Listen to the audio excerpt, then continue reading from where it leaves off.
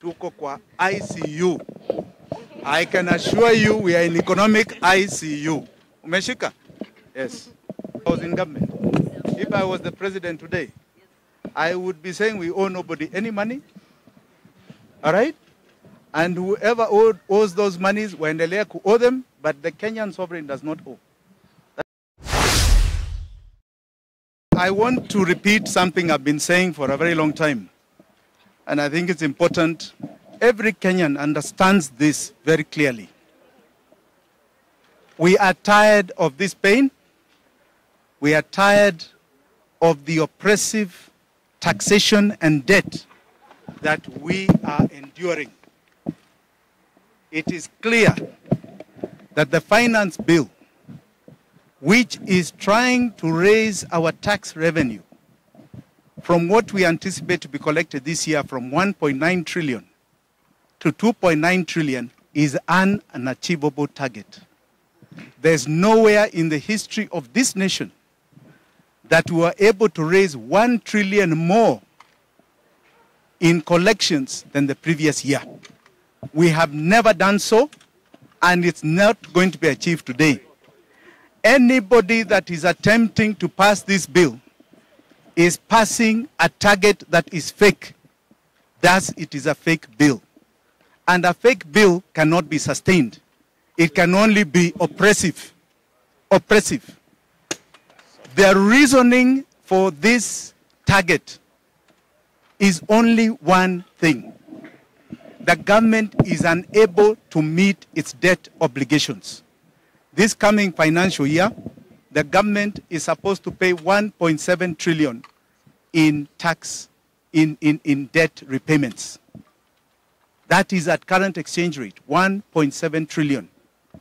It is a target that is seemingly elusive. Today, as we are talking, of every 100 shillings the government is collecting from our taxes, 80 shillings is going to debt payments. It is unsustainable. We cannot survive.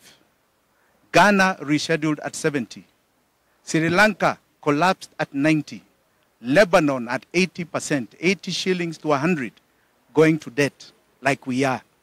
We cannot sustain this anymore.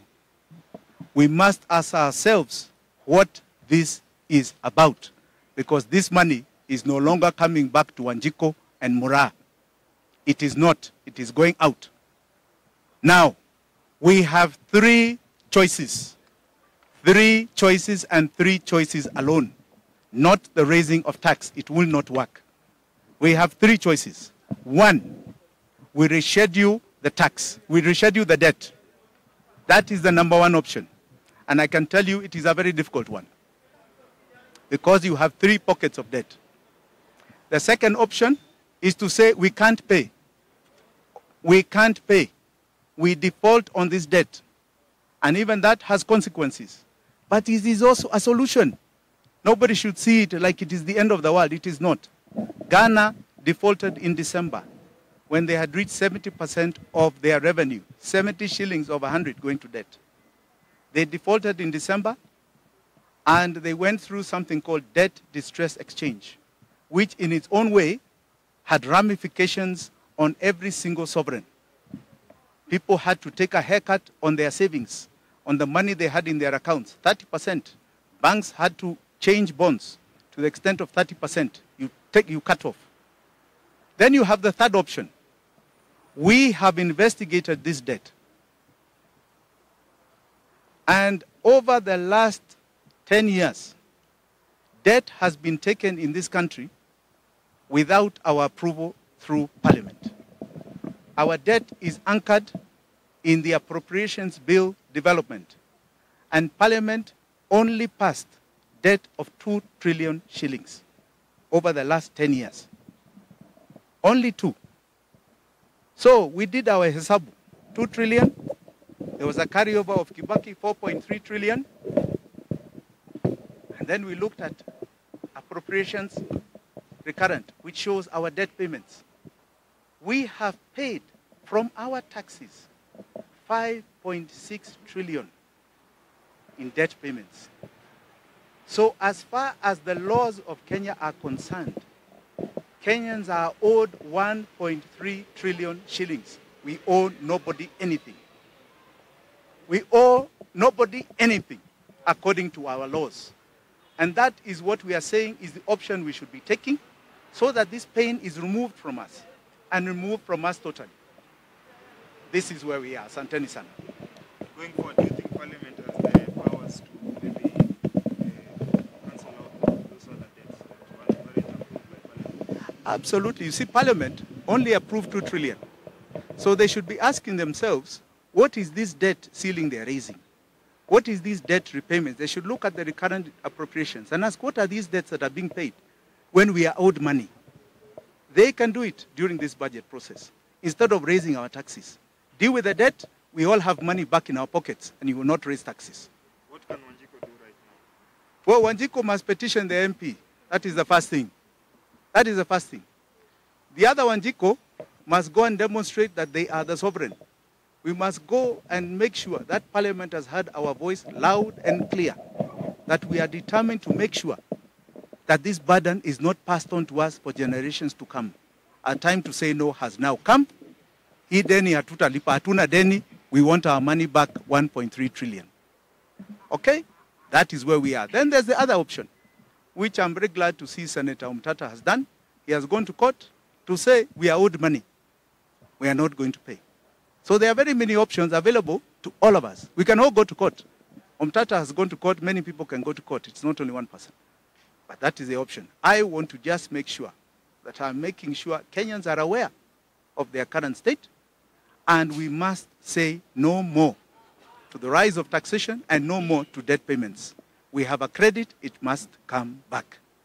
That's it. You've spoken about the petition that you're supposed to do either today or I don't know tomorrow. What are we expecting from the petition? The Parliament has put out a public participation notice in relation to the debt ceiling. And in that petition, we are going to be putting forward our forensic audit of the debt, saying you should not be raising debt ceiling, you should not be making any more debt payments, you must be claiming back our money. That is what we intend to do in that Parliament. And on top of that, we also want to put a ceiling and suggest a ceiling, which must be, we must not be over 25% or a maximum of 30% of our revenue going towards any debt payment in future. In one Okay. sentence, where are we as a nation? Tuko kwa ICU. I can assure you we are in economic ICU. Umeshika? Yes. Mheshimiwa, if you are sitting on the other side of government, what would you have done? In other words, if I was in government, if I was the president today, I would be saying we owe nobody any money. All right? And whoever owes those monies, waendelea ku owe them, but the Kenyan sovereign does not owe. That is what I would be saying. And I would be demanding the credit of 1.3 trillion back to the Kenyan people.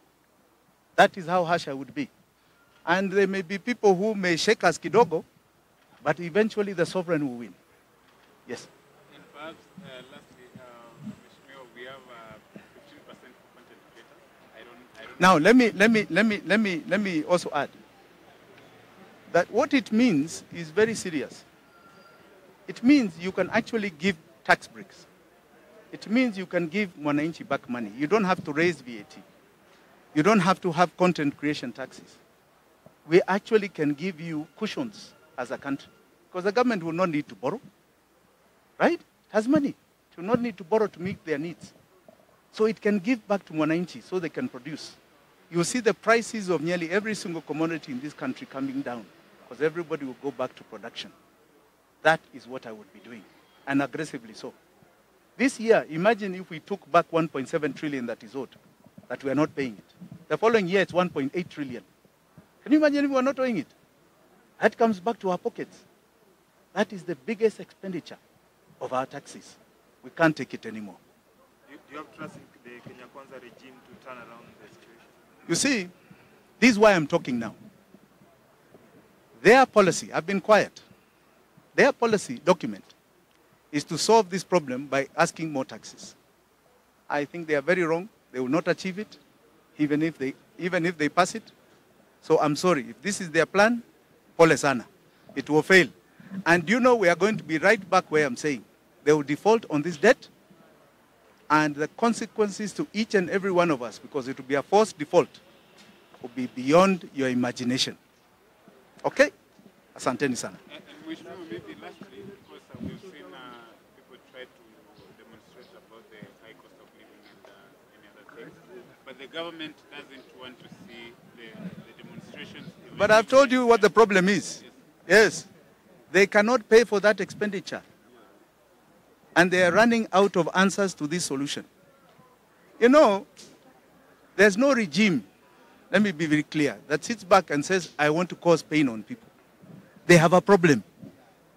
And that problem, they are dealing with it, as far as I'm concerned, the wrong way, by bringing more pain to us. They must accept their problem, and they must deal with it head on. The problem is debt and debt payments. We must say no more. That's it. Anybody else? Somebody else, yeah. On a scale of 10, can you rate Ruto's government so far? You know, it is only 8 months.